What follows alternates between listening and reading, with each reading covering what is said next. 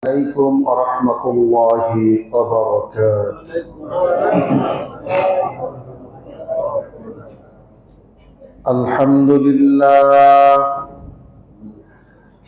الحمد لله وكفى وسلام على عباده الذين اصطفى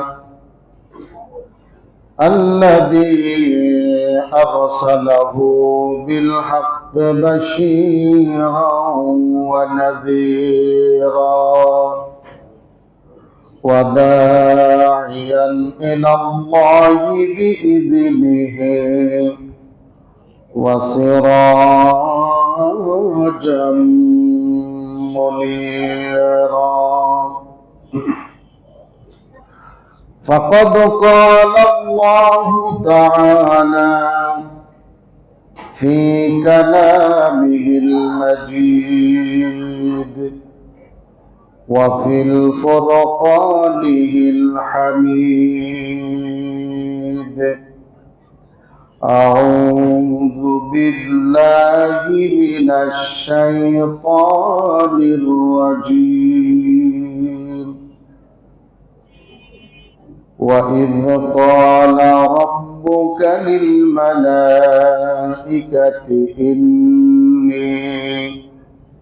إني جاعل في الأرض خليفة.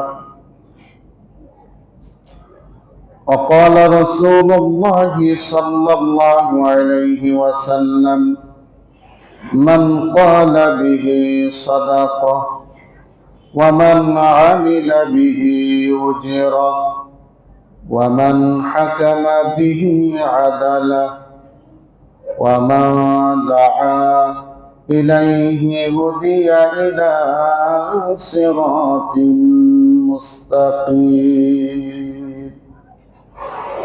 أو كما قال النبي صلى الله عليه وسلم. وقال تعالى في شان حبيبه: إن الله وملائكته يصلون على النبي يا أيها الذين آمنوا صلوا عليه وسلموا تسليما. اللهم صل على سيدنا مولانا محمد وعلى آل سيدنا مولانا محمد.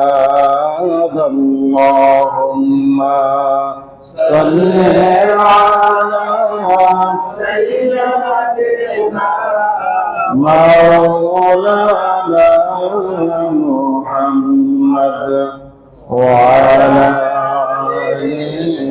سيدنا مولانا.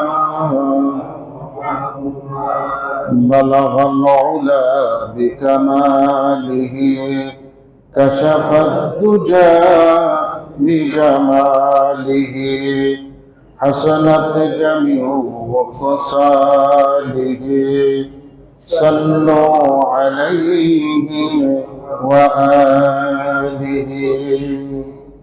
সকলেই পড়ি আলহামদুলিল্লাহ। লেসরাগঞ্জ বাজার বাইতুন নূর জামে মসজিদ কর্তৃক আয়োজিত পবিত্র আশুরা সম্পর্কিত আলোচনা এবং দোয়া মাহফিলে উপস্থিত আছেন অত্র মসজিদের সম্মানিত মুসল্লিবৃন্দ এবং মসজিদের সম্মানিত খতিব, বিশিষ্ট আলেমে দ্বীন হযরত হাফেজ আলহাজ হাফেজ আলী আজম সাহেব এবং পর্দার অন্তরালের মা ও বোনেরা, আমরা সকলেই মহান মনিব রব্বুল আলামিনের কাছে প্রাণ খুলে শুকরিয়া আদায় করি, সকলেই করি আলহামদুলিল্লাহ। আজকের এই মুহররম অত্যন্ত গুরুত্বপূর্ণ একটি বিষয়, ইসলামে আশুরা। আশুরা এই জন্যই গুরুত্বপূর্ণ যে আল্লাহ পাক এই মুহররম মাসে গোটা দুনিয়া সৃষ্টি করেছে। সকলেই পড়ি সুবহানাল্লাহ। এই পৃথিবী সৃষ্টি করতে আল্লাহর লেগেছে 6 দিন। কয় দিন লেগেছে? আল্লাহ বলে ফি সিত্তাতি আইয়ামিন মা'দুদা, আমি এই পৃথিবী সৃষ্টি করেছি 6 দিনে, মুহররম মাসে। যদি বলি সুবহানাল্লাহ। মুহররম মাস অত্যন্ত গুরুত্বপূর্ণ একটি ইসলামের আরবি প্রথম মাস। আমরা বাংলা নববর্ষ, ইংরেজি নববর্ষ খবর রাখি, কিন্তু মুসলিম হিসাবে আরবি নববর্ষের প্রথম তারিখটা জানা উচিত ছিল কিনা আমাদের, কিন্তু আমরা জানি না। কথা ঠিক না? আজ যে মুহররমের 10 তারিখ বেশিরভাগ মানুষই জানে না, অথচ এই মুহররম মাসের 10 তারিখে আল্লাহ পাক এই পৃথিবী সৃষ্টি করলেন। কত বড় ইতিহাস দেখছেন। শুধু তাই না, এই মুহররম মাসের 10 তারিখে আল্লাহ পাক এই মানুষ বানানোর পরিকল্পনা করলেন। সুবহানাল্লাহ। মুহররম মাসের 10 তারিখে আল্লাহ পাক হযরত আদম আলাইহিস সালামকে সৃষ্টি করলেন। জোরে বলি সুবহানাল্লাহ। আদম আলাইহিস সালামকে আল্লাহ পাক মুহররম মাসের 10 তারিখে সৃষ্টি করার পরে আবার মুহররম মাসের 10 তারিখে আদমের ভিতরে আল্লাহ পাক রূহ দিলেন। সুবহানাল্লাহ। আদম আলাইহিস সালামকে আল্লাহ পাক মুহররম মাসের 10 তারিখে জান্নাতের মধ্যে ঢুকাইলেন, আবার মুহররম মাসের 10 তারিখে জান্নাত থেকে বের করলেন। আল্লাহর কাছে দোয়া করলেন, রব্বানা যালামনা আনফুসানা ওয়া ইল্লাম তাগফির লানা ওয়া তারহামনা লানাকুনান্না মিনাল খাসিরিন। সুবহানাল্লাহ। কেন তাকে জান্নাত থেকে বের করলেন? আল্লাহ পাক বলেছিল যে আদম হাওয়া সারা জান্নাত তোমরা ভ্রমণ করবা, যত ধরনের ফলমূল তোমরা তোমাদের চাহিদা মতো খাইবা, তোমাদের ইচ্ছা মতো খাইবা, কিন্তু হাদিহি শাজারাতা ফাতাকুনা মিনাজ জালিমিন, ওই যে একটি গাছ আছে, ওই গাছের কাছে যাইও না, ওখানে গেলে তোমরা জালিম হয়ে যাবে। হাদিহি শাজারাতা ফাতাকুনা মিনাজ জালিমিন। কিন্তু আদম এবং হাওয়ার পিছনে শয়তান লাগা ছিল শুরুর থেকে। শয়তান তাদেরকে বুঝাইয়া বাজাইয়া সেই গাছের কাছে নিয়ে গেলেন, জান্নাতি লেবাস খুলে গেল। আল্লাহ আদম হাওয়াকে জান্নাত থেকে বের করে দিল। জান্নাত থেকে বের হওয়ার পরে আদম এবং হাওয়া দুইজন আল্লাহর কাছে দোয়া করলেন। কি দোয়া করলেন? আবার করি, ও রব্বানা যালামনা আনফুসানা ওয়া ইল্লাম তাগফির লানা ওয়া তারহামনা লানাকুনান্না মিনাল খাসিরিন। সুবহানাল্লাহ। আয় আল্লাহ, আমরা আমাদের নফসের উপরে জুলুম করেছি, কারণ এই নফসটা ছিল কার তৈরি? আল্লাহ তৈরি। আল্লাহ তো নিষেধ করেছিলেন, ঠিক কিনা? কিন্তু যখনই গাছের কাছে গেছে তখন নফসের উপরে জুলুম করা হয়েছে। নফসের উপরে জুলুম করেছি। ওয়া ইল্লাম তাগফির লানা, তোমার কাছে তওবা করলাম, জীবনে আর কোনোদিন তোমার হুকুম অমান্য করব না। রব্বুল আলামিন, তুমি আমাদেরকে জালিমদের অন্তর্ভুক্ত করো না। আল্লাহর কাছে দোয়া করলেন, আল্লাহ রব্বুল আলামিন তার দোয়া কবুল করলেন। এখানে একটু কথা থেকে যায়, সেটি হলো আদমকে আল্লাহ গাছের কাছে যাইতে নিষেধ করলেন, আদম গেলেন। আর ইবলিসকে বললেন তুমি আদমকে সেজদা করো। এবার ইবলিস সেজদা করলো না। দুইজনের অপরাধ কিন্তু সমান। আদম আল্লাহর কথা রক্ষা করতে পারে নাই, গাছের কাছে গেছে, ঠিক কিনা? আবার শয়তানকে বলছে তুমি সিজদা করো, শয়তান করে নাই। শয়তান, তিনি শয়তান হয়ে গেছে, মকরুম থেকে শয়তান হয়ে গেছে। দুইজনের অপরাধ সমান। ও আল্লাহর হুকুম অমান্য করেছে, শয়তানও আল্লাহর হুকুম অমান্য করেছে। এবার দুইজনের মধ্যে তফাৎ কি করে হলো? আদম আলাইহিস সালাম ভুল করার পরে আল্লাহর কাছে ক্ষমা চাইছে, আর শয়তান বলেছে আমি যা করেছি ঠিক করেছি। এই জন্য আল্লাহ আদমকে মাফ করে দিয়েছেন। সাথে সাথে আল্লাহ বলেছেন যারা পৃথিবীতে অন্যায় করার পরে ভুল করবে, আমি আল্লাহর কাছে স্বীকার করবে, আমি আল্লাহর কাছে ক্ষমা চাবে, আমি আল্লাহ রাব্বুল আলামিন তাদেরকে মাফ করে দিব। সুবহানাল্লাহ। কারণ এটা আদম আলাইহিস সালামের, এটা আদম সন্তানদের এক নাম্বার বৈশিষ্ট্য হলো যে পৃথিবীতে আদম সন্তান অন্যায় করার পরে আল্লাহর কাছে যখন ক্ষমা চাবে, আল্লাহ রাব্বুল আলামিন তাদেরকে ক্ষমা করে দিবেন। রাসূল সাল্লাল্লাহু আলাইহি ওয়াসাল্লাম একটি হাদিসে বলেছেন যে কেমন ভাবে ক্ষমা করবেন? এমন ভাবে ক্ষমা করবেন যে তার গুনাহ থেকে আল্লাহ পাক তার নামটাই কেটে দিবে।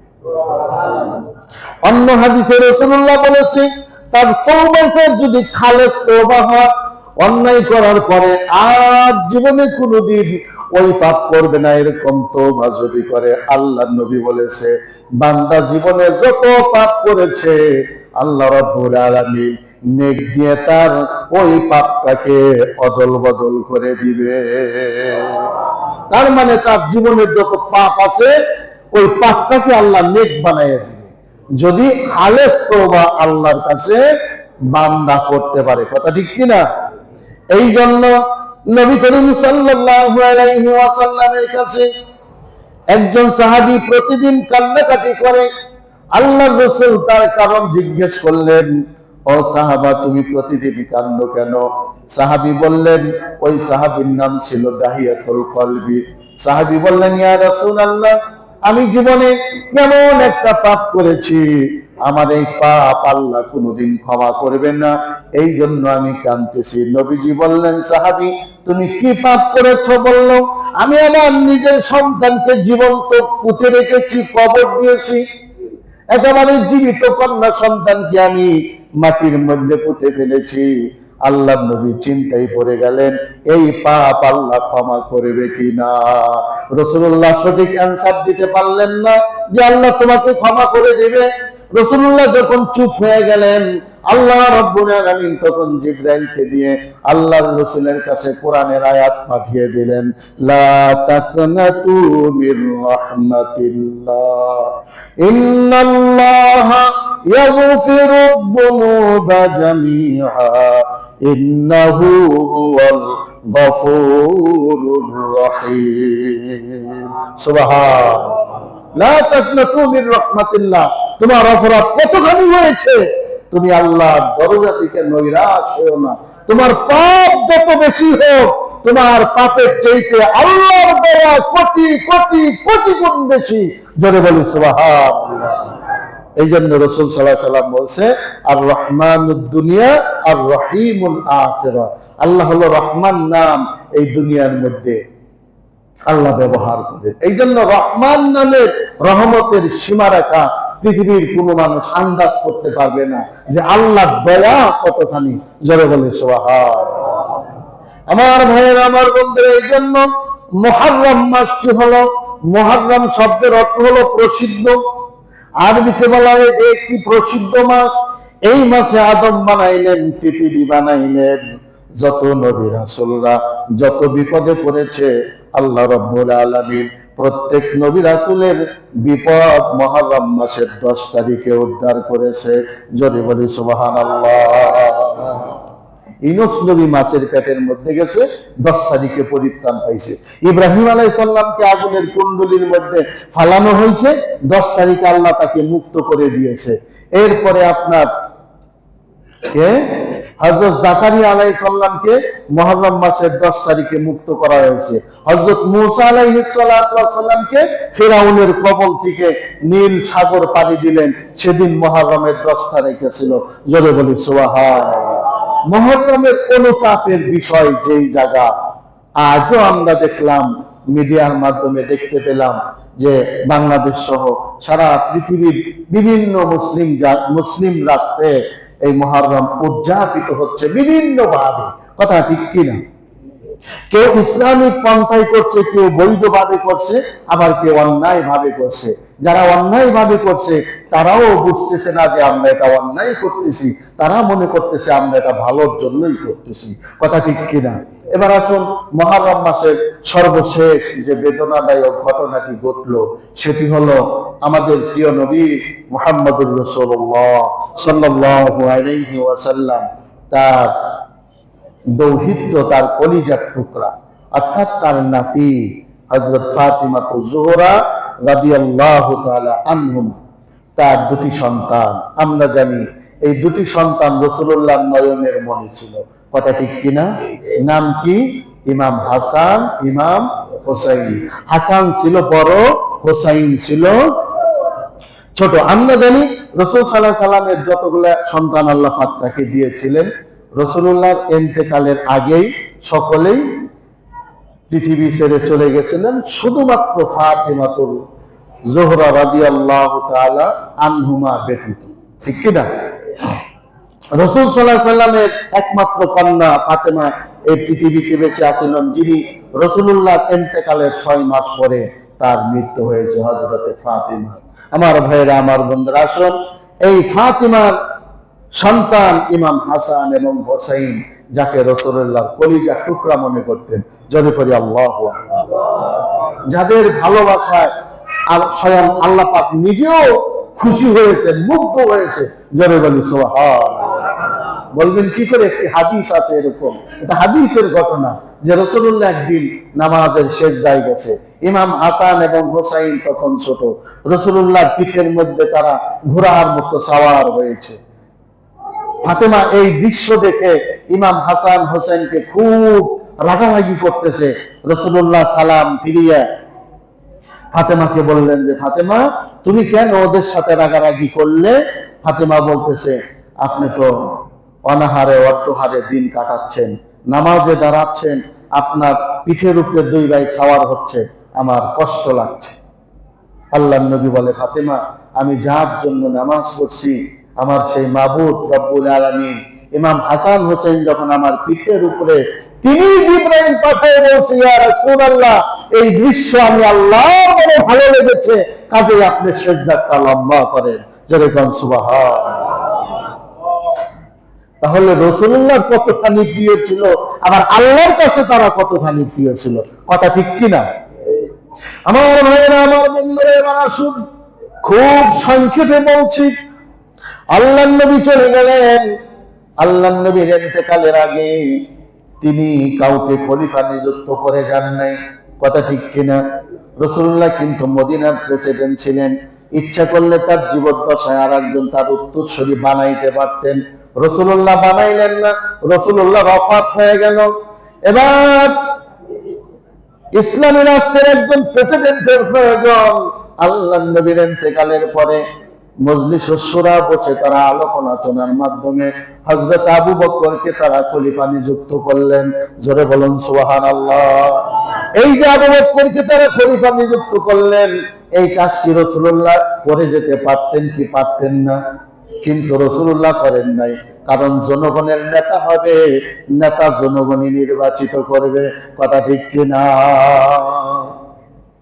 বিশ্বনবীর ইন্তেকালের পরে 3 দিন পরে তারা জানাজা হলো, তারা দাফন কাফন হলো। কারণ এই 3 দিনে তারা একজন প্রেসিডেন্ট, একজন প্রধানমন্ত্রী নির্বাচন করেছে। ওই প্রেসিডেন্টের ইমামতিতে রাসূলুল্লাহর জানাজা হয়েছে। জোরে বলি সুবহানাল্লাহ। আর ওই প্রেসিডেন্ট নাম হলো হযরত আবু বকর সিদ্দিক রাদিয়াল্লাহু তাআলা আনহুমা। সুবহানাল্লাহ। হযরত আবু বকর সিদ্দিক রাদিয়াল্লাহু তাআলা আনহু। জোরে বলি সুবহানাল্লাহ। এরপরে আবু বকরের ইন্তেকালের পরে ওমর, ওমরের ইন্তেকালের পরে ওসমান, ওসমানের পরে হযরত আলী, আলী রাদিয়াল্লাহু তাআলা আনহুর ইন্তেকালের পরে হযরত মুয়াবিয়া রাদিয়াল্লাহু তাআলা আন। কথা ঠিক কিনা?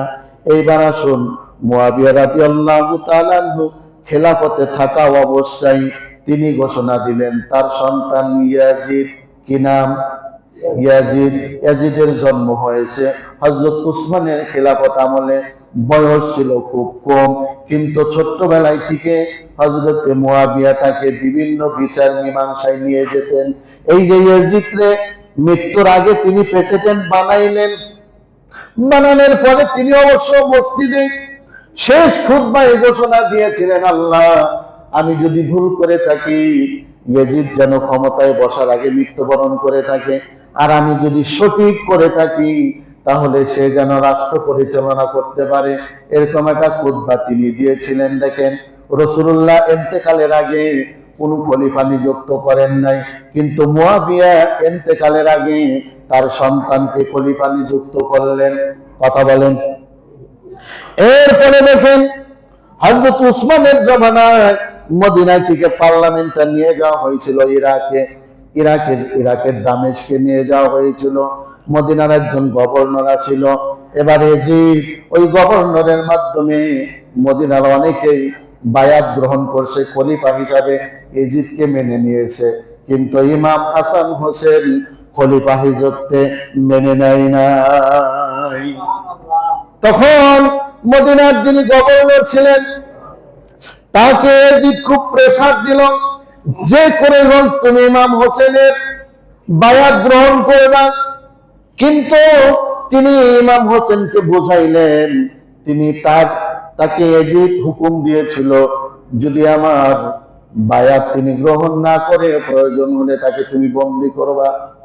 কিন্তু রাসূলুল্লাহর ওই সাহাবী বন্দীও করতে পারে নাই, ইজিদকে কোনো প্রেসারও, ইমাম হোসেনকে কোনো প্রেসারও দিতে পারে নাই। এদিকে ইরাকের জনগণ ইমাম হোসেনকে চিঠি পড়লে একটার পর একটা চিঠি লিখতেছে, হোসেন তুমি ইরাকে চলে এসো, আমরা এই ইজিদের নেতৃত্ব মেনে নিব না, আমরা রাসূলুল্লাহর সঠিক নেতৃত্ব চাই। কারণ ইজিদ যখন প্রেসিডেন্ট হলেন, খলিফা হলেন, রাসূলুল্লাহ যেইভাবে রাষ্ট্র পরিচালনা করেছে, ওমর, উসমান, আলী যেইভাবে রাষ্ট্র পরিচালনা করছে, ইজিদ ওইভাবে রাষ্ট্র পরিচালনা করতে পারে নাই। এই জন্যই ইমাম হোসেন তার এই রাষ্ট্র পরিচালনা মানতে পারে নাই, তার কাছে বায়াত গ্রহণ করে নাই।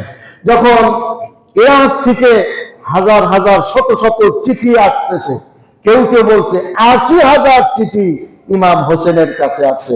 জোরে পড়ুন আল্লাহু আকবার।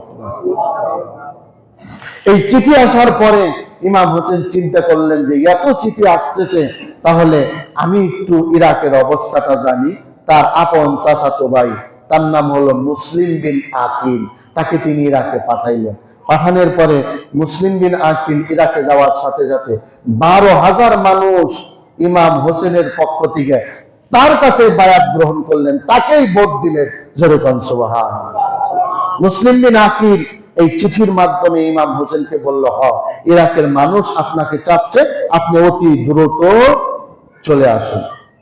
এই চিঠি পাওয়ার পরে ইমাম হোসেন আবার কাশিদ মানে পিয়ন, কাশিদ মানে কি, তখনকার জমানায় বলা হয়তো কাশিদ, আর এখন বলা হয় পিয়ন। পিয়নের মাধ্যমে ইমাম হোসেন আরেকটা চিঠি পাঠিয়ে দিলেন, কিন্তু ওই পিয়নটা এজিদারের প্রধান সেনাপতি ইবনে জিয়াদের কাছে ধরা খেয়ে গেলেন। তখন তারা দেখলো, চিঠি পড়ে তারা দেখলো যে ইমাম হোসেন মদিনা থেকে তিনি ইরাকে আসতেছে। তখন তারা মনে করলেন যে ইমাম হোসেন যদি এই ইরাকে আসে তাহলে আমাদের নেতৃত্ব থাকবে না, রাসূলুল্লাহর নাতির সামনে আমাদের নেতৃত্ব কর্তৃত্ব থাকতে পারে না, কারণ সে আমাদের চেয়ে অনেক যোগ্য। কথা বলেন ঠিক কিনা? তখন তারা ওই দিন থেকে ইরাক ঢোকার যেই রাস্তাটি কারবালা নামক জায়গা, এখানে ইবনে জিয়াদের নেতৃত্বে একদল সৈন্য ওখানে পাহারা দিলেন। আর কারবালার প্রান্তরটা হলো ফোরাত নদীর তীর গেছে, আপনারা দেখতে পারবেন ইন্টারনেটে, ফোরাত নদীর তীর গেছে কারবালার প্রান্তর। ঠিক ওই জায়গাটার মধ্যে ইবনে জিয়াদ একদল সৈন্য নিযুক্ত করলেন, এখান দিয়ে যখন ইমাম হোসেন আসবে তখন তাকে তোমরা আটকিয়ে দিবে। ঠিক তাই, ইমাম হোসেন যখন মদিনায় থেকে রওনা দেয়, অনেকেই তাকে নিষেধ করেছিল, তিনি কারো নিষেধ শুনে নাই। বড় একজন ফকিহ ছিল ইবনে আব্বাস রাদিয়াল্লাহু তাআলা, তিনি বলেছিলেন, ইমাম হোসেন আপনি যায়েন না, আমি আপনার এই যাত্রাকে শুভ দেখতেছি না। এরকম ভাবে অনেক অনুনয় বিনয় করেছিল। ইমাম হোসেন রওনা দিলেন। ঠিক কারবালার প্রান্তরে আসার সঙ্গে সঙ্গে ইবনে জিয়াদের সৈন্যরা তাকে ওখানে আটকিয়ে দিল। যখন তাকে ওখানে আটকানো হলো তখন ইমাম হোসেন ওখানেই তারা তাবু করলেন, পরিবারের লোকজন নিয়ে ওখানেই তারা রয়ে গেলেন। এরপরে তাদের যে খাবারগুলি ছিল ফুরিয়ে গেল, তাদের সাথে যে পানি ছিল পানি ফুরিয়ে গেল। ফোরাত নদীর তীর এজিদাদের সৈন্যরা তাদের জন্য আটকিয়ে দিলেন। যখন পানিও শেষ হয়ে গেল, প্রচন্ড গরম, এই প্রচন্ড গরমে পানিও শেষ হয়ে গেল। পরিবারের ছোট বড় বৃদ্ধ সব ধরনের লোক আছে। ওই পরিবারের মধ্যে সবচেয়ে ছোট্ট যিনি ছিলেন তার নাম ছিল আলী আসগর। কি নাম ছিল জোরে বলুন? আলী আসগরের বয়স ছিল মাত্র 6 মাস কিংবা 7 মাস।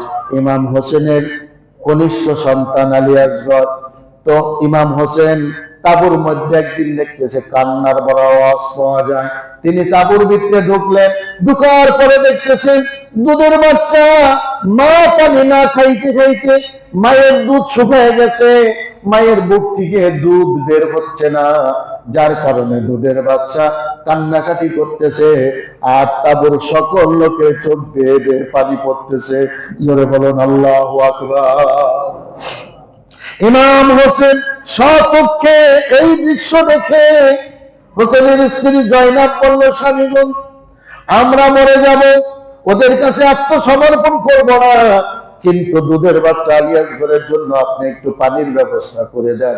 এরপরে ইমাম হোসেন তাকে নিয়ে গেলেন ফোরাত নদীর তীরে, যেই পানিগুলো এজিদাদের সৈন্যরা পাহারা দিচ্ছে, ঠিক ওখানে গিয়ে ইমাম হোসেনকে একটু জায়গার মধ্যে শুয়ে, দুইটা রাওয়ায়াত আছে, কেউ বলছে কোলের মধ্যে, কেউ বলছে ইমাম আলী আসগরকে ওখানে শোয়ে ইমাম হোসেন বলল, আমার পানির প্রয়োজন নাই, আমার এই দুধের বাচ্চা মাসুম বাচ্চা ও তাঁবুর ভিতরে কান্নাকাটি করতেছে, তাঁবুর কোনো মানুষ স্থির থাকতে পারে না, বিদায় তোমাদের কাছে অনুরোধ করলাম আমার এই দুধের বাচ্চার জন্য তোমরা একটু পানির ব্যবস্থা করে দাও, আমার পানি লাগবে না।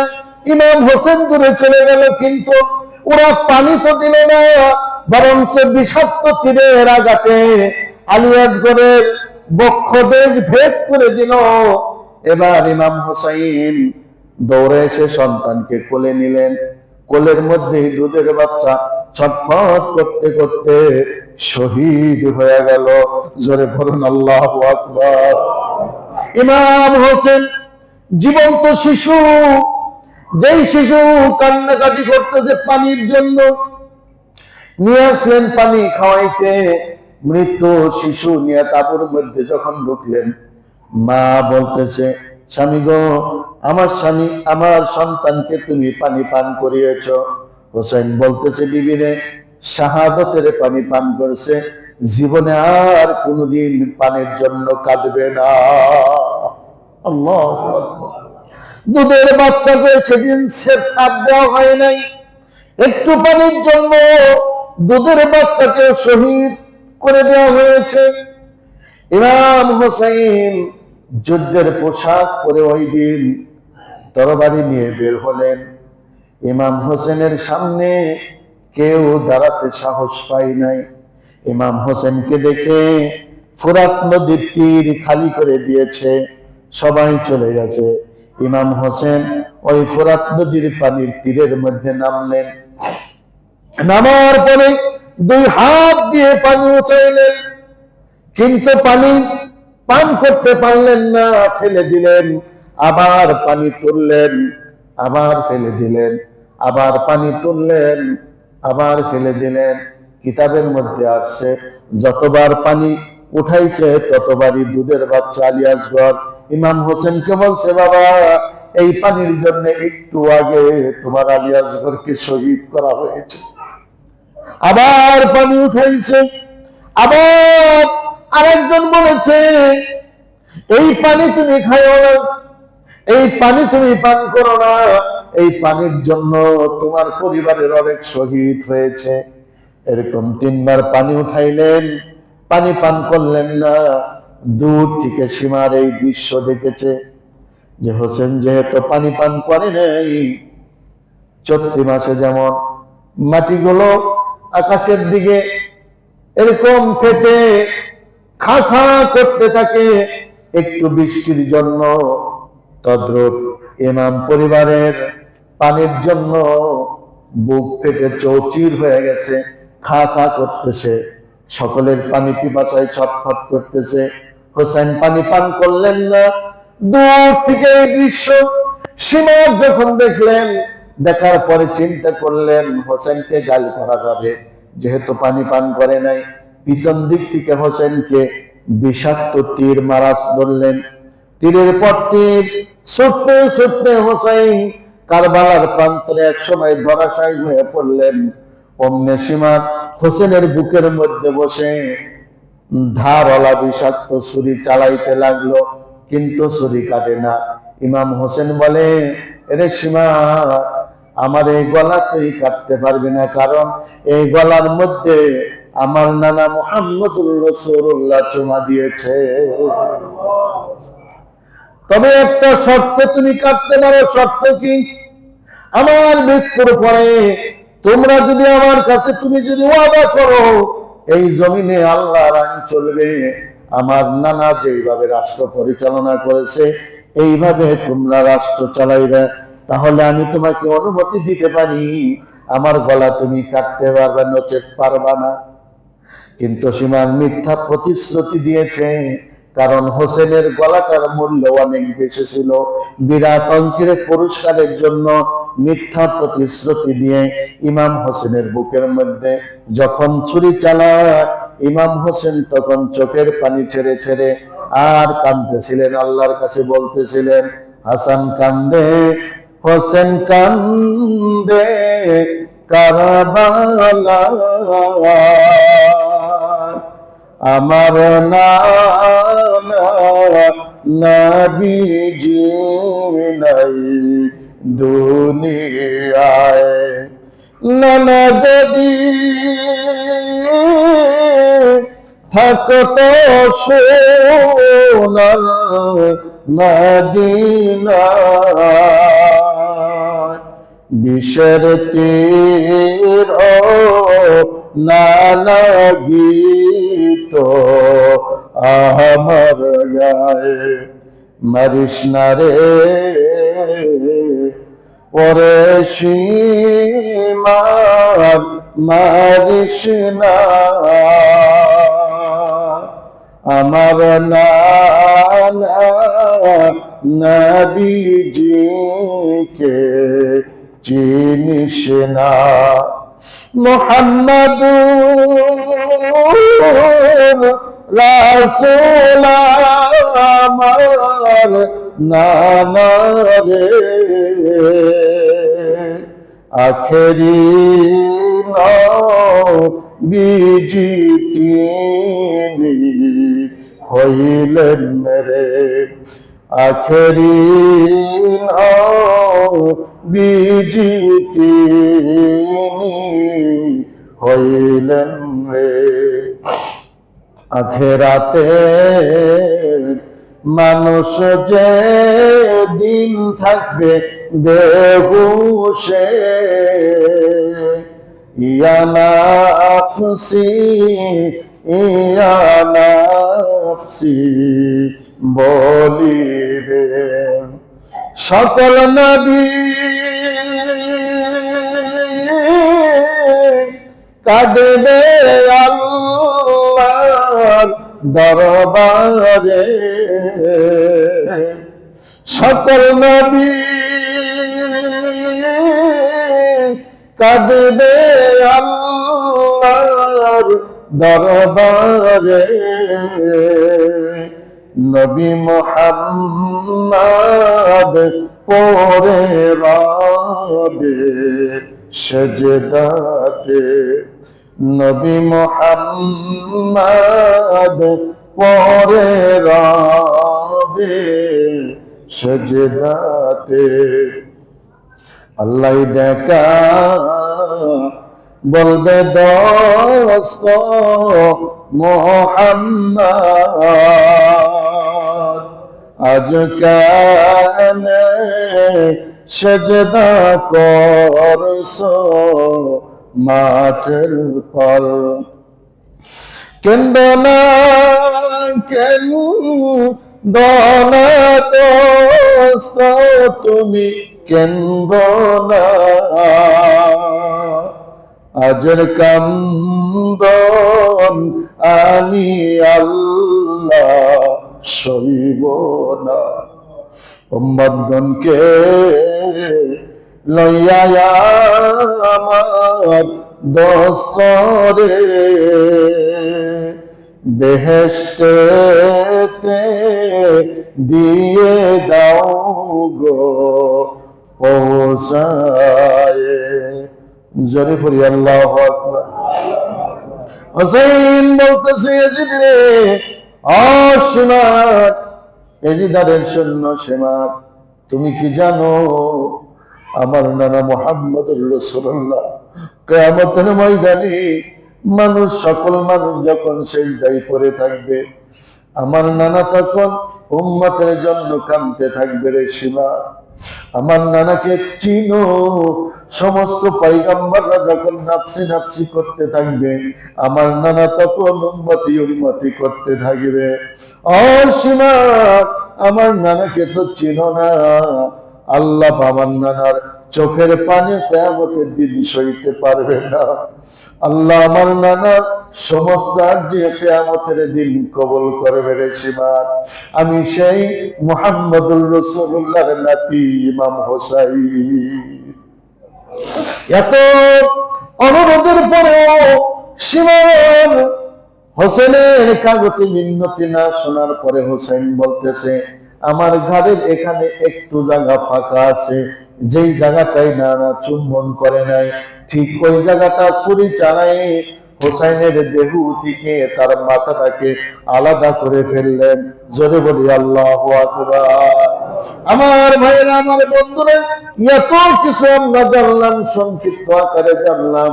এই সকল কিছু আল্লাহর বিধান নিয়ে ইমাম হোসেন চেয়েছে আমার নানা যেইভাবে কোরআন হাদিস দিয়ে রাষ্ট্র চালাইছে, এইভাবে তুমি রাষ্ট্র চালাও, ক্ষমতা চান নাই। আর মুয়াবিয়ার সন্তান ইয়াজিদ, তিনি ক্ষমতার লোভে পড়ে কোরআন হাদিস বলে ইচ্ছা মতো রাষ্ট্র চালাইছে। কথা বলেন ঠিক কিনা? এই জন্য ইসলামী রাষ্ট্র প্রতিষ্ঠার জন্য, ইসলামী রাষ্ট্র কায়েম করার জন্য যতক্ষণ পর্যন্ত মানুষের মন মানসিকতা তৈরি না হবে, নবীজি বলেছে তার মৃত্যু কাফেরের হোক জাহেলের হোক আমি রাসূলুল্লাহর কিছু আসে যায় না। আপনি যে দলই করেন, আপনি যাই করেন, কমপক্ষে আপনার মনের মধ্যে এটা থাকতে হবে, আমার দেশটা ইসলামী রাষ্ট্র হোক, আল্লাহর কোরআনের রাজ চালু হোক। এই আকাঙ্ক্ষা, এই চেষ্টা প্রচেষ্টা আমাদের সকলের রাখতে হবে। আল্লাহ পাক আমাদের কবুল করুক। সকলেই বলি আমিন, আল্লাহুম্মা আমিন। আল্লাহুম্মা সাল্লি আলা মুহাম্মাদিন নাবিয়্যিল উম্মি ওয়া আলা আলিহি ওয়া আসহাবিহি আজমাইন। ربنا ظلمنا أنفسنا وإن لم تغفر لنا وترحمنا لنكونن من الخاسرين رب العالمين। লেসেকন বাজার বাইতুল নূর জামে মসজিদ কর্তৃক আয়োজিত আশুরা সম্পর্কে আলোচনা, দোয়া মাহফিল, আয় আল্লাহ সংক্ষিপ্ত আলোচনা করি। আয় আল্লাহ মুসল্লিদেরকে নিয়ে, কচি কাচাদেরকে নিয়ে, মা বোনদেরকে নিয়ে তোমার আলিশান দরবারে হাত তুলেছি। মেহেরবানি করে ভুল ভ্রান্তি ক্ষমা করে আমাদের আজকের এই আলোচনা মাহফিল খানা কবুল করে নাও। সওয়াবগুলো অসংখ্য গুণ বাড়াইয়া বিশ্ব নবীর রওজায় সোনার মদিনায় পৌঁছায়া দাও রব্বুল আলামিন। আয় আল্লাহ,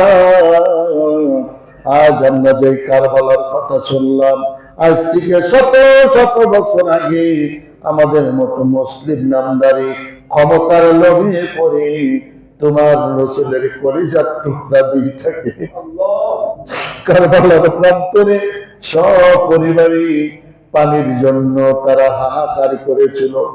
সেদিন দুধের বাচ্চা আলিয়াস ঘর কেউ এক ফোঁটা পানি দেয় নাই, বরং তীরের আঘাতে বক্ষদেশ ভেদ করে তাকে শহীদ করে দিয়েছে। আল্লাহ, নবীর পরিবার কারবালার প্রান্তরে আক্রান্ত হয়েছিল, শহীদ হয়েছিল।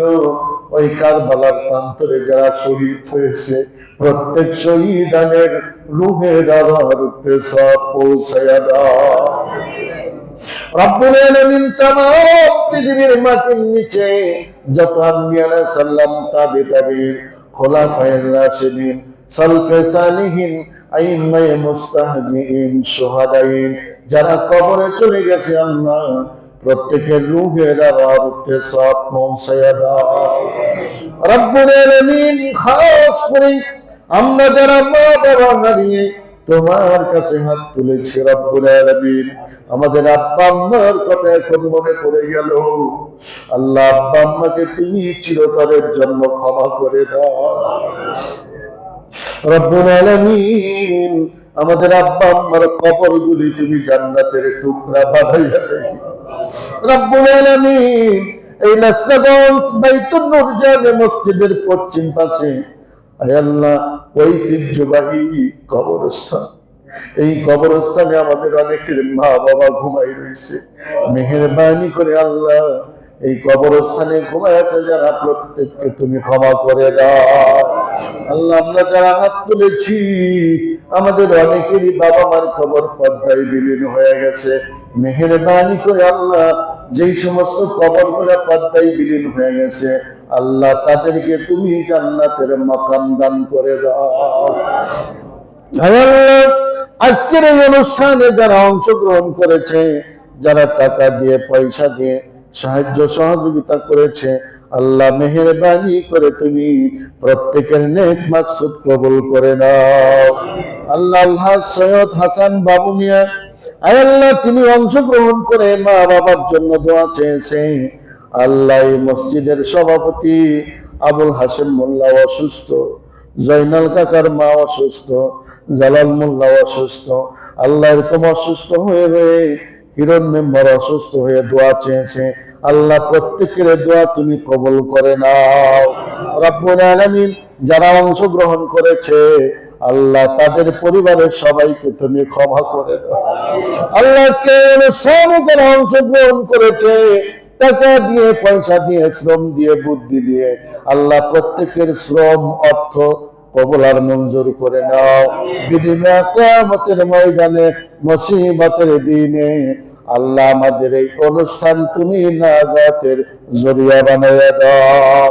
তাকাব্বাল মিন্না ইন্নাকা আনতাস সামিউল আলিম ওয়া তুব আলাইনা ইন্নাকা আনতাত তাওয়াবুর রহিম।